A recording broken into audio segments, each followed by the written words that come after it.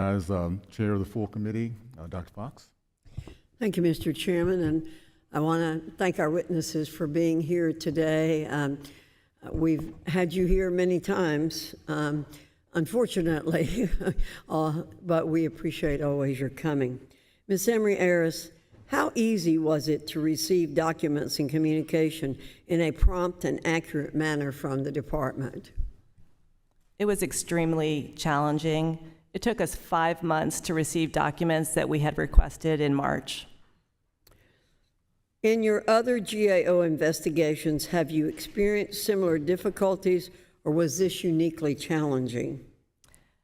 This was uniquely challenging, and for context, I will say that GAO's Chief Operating Officer and General Counsel met monthly initially with Education's General Counsel and Chief of Staff from February through May to discuss access issues on this job. And then they met weekly. That's right, weekly. They had a standing Monday meeting starting in early June up until recently. So over 3 months of weekly meetings at that senior level to go over our information requests. I was shocked to hear that 75% of calls went unanswered in the first 5 months following the error-filled January FAFSA soft launch. Did the department give its call center proper resources to prepare for student questions?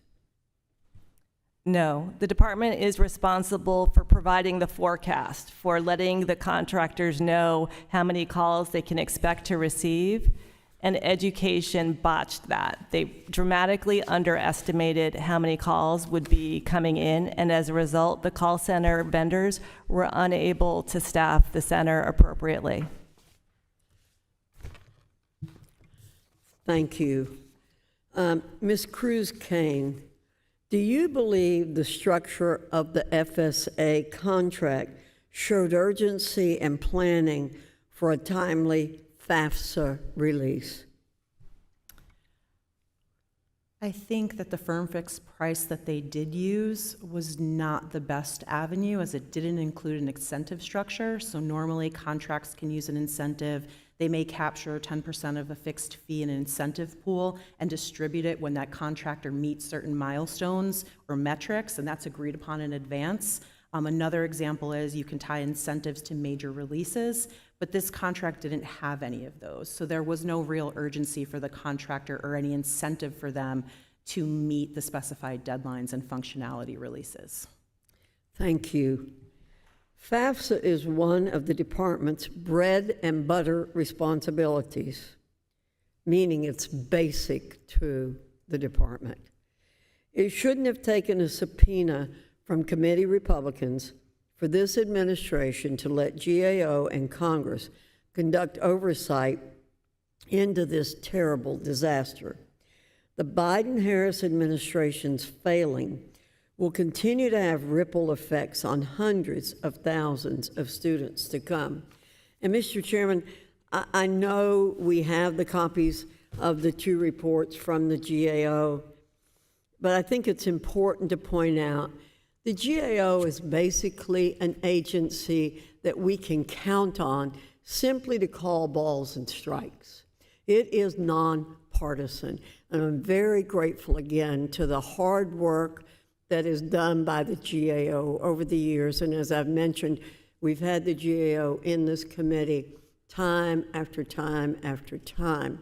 And the reports we get are excellent. But I want to point out the titles of the 2 reports that we have, even though they may have been mentioned already. One is entitled FAFSA, Education Needs to Improve Communications and Support around the free application for federal student aid. And the second one, Department of Education. Preliminary results show strong leadership needed to address serious student aid system weaknesses. These are strong statements coming from the GAO, again, which is impartial, nonpartisan, and I thank them very much for the great work that has been done on these 2 reports, and I yield back. Thank you. I'd like to now recognize Mr. Kiley. Thank you, Mr.